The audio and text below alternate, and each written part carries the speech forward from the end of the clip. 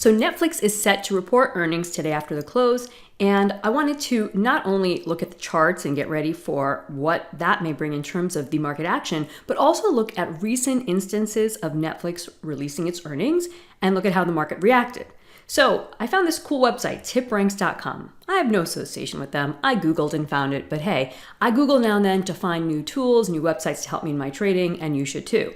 So this one I like because you can actually search by individual ticker symbol, and when you do have your select ticker like I do here with Netflix, you can scroll down and see not only the upcoming date, but actually the actual recent dates from the prior quarters and prior years.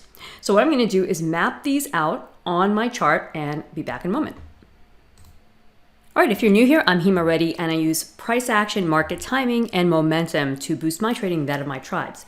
So now I've taken the most recent dates going back to the start of 2022 of Netflix earning releases, and I've plotted them with these blue vertical lines here on this chart. The orange vertical lines actually represent past dates I made for forecasts in the market. So that's for specific meetings of price and time. And I do have a forecast that's set out for March that is dependent on a recent action. So let's look at what's going on coming to this earnings release and be prepared for any substantial moves that may occur. To do that, I'm going to kind of harken back to just about a week and a half ago. On Sunday, January 9th, or rather Monday, January 9th, is when I was sharing my outlook on Netflix via the quarterly reports I do. So I completed them over the weekend, and they were ready for that first trading day. And I did have in there expectation for further upside. And like I said, I have a longer term target out into March that is in my full outlook reports. What I want to look at here is coming into today. So if today is an earnings day, which we now know for sure, right? Let's look at a couple of things. Let's actually start with the basic price actions, the individual candles. The first thing I see is that if we move from right to left, we have been in an uptrend. And if you follow my mouse, this is the uptrend and this is the base that the uptrend came from. This is after a very, very long-term decline. And if I get more price history on here, we can see when that started. For those of you who haven't been following Netflix closely, that was back here in November of 2021. Okay, so pretty substantial fall. So the question is, are we going to likely propel higher after earnings release just based on the chart data? And if we do, how far do we go? Or if the market backs off, what are the platforms of support to monitor? So after kind of capturing more data like this, let's look down at momentum. And what I'm seeing momentum is that we're in this rather tight range, okay?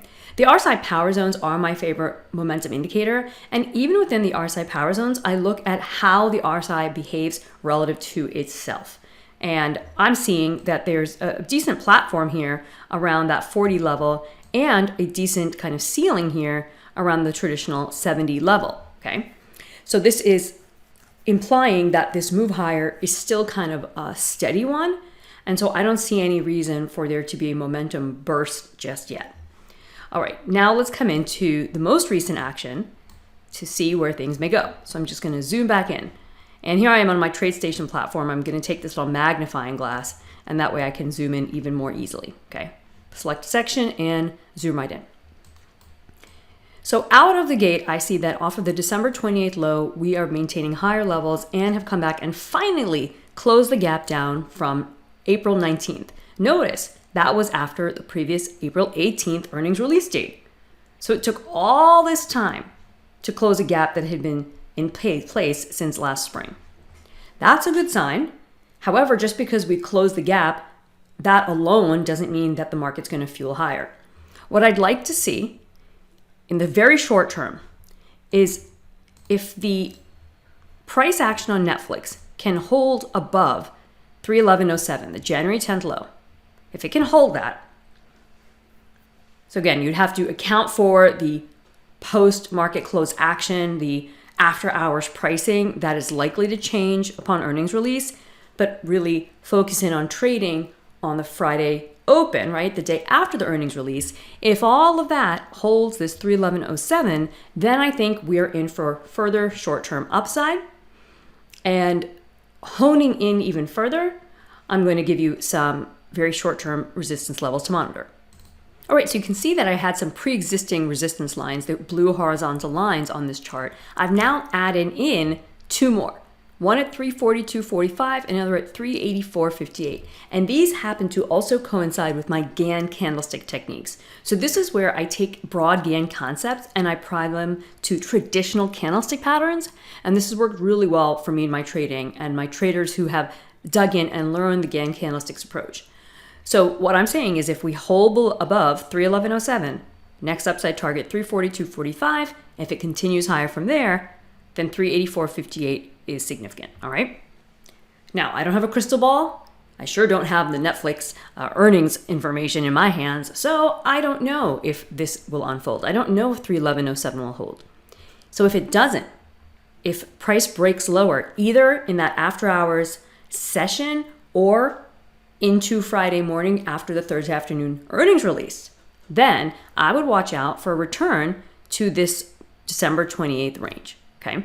That is a price probe, a very traditional approach that I get into in my 4 zones RSI coverage system, and that should provide a good area of support. However, if it doesn't, then here's where I see things potentially falling next.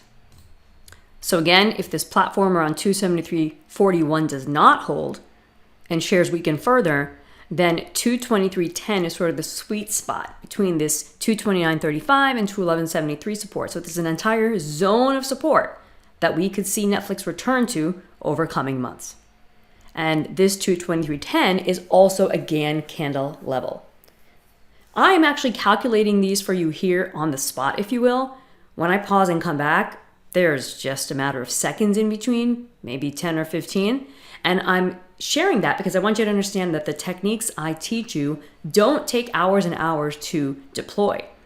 They can be used very quickly on your charts. Once you learn them, practice with them, use them on paper trading, and then go live. So we will see what Netflix brings. This is a great way for you guys to see how all the different techniques I teach come together, whether foundational or advanced, whether price-based or momentum or forecasting-based, and we'll see what unfolds in Netflix and be ready for it. Catch you on the inside.